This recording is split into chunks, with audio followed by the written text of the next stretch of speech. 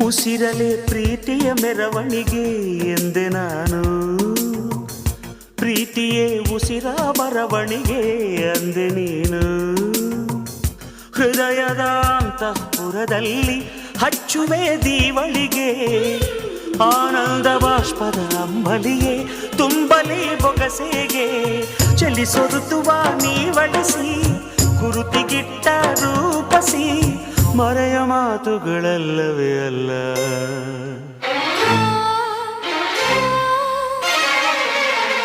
ನಿನ್ನ ವಿನಃ ಪುನಃ ಪುನಃ ಕೇಳಿದರು, ನಿನ್ನ ವಿನಃ ಏನಿಲ್ಲ.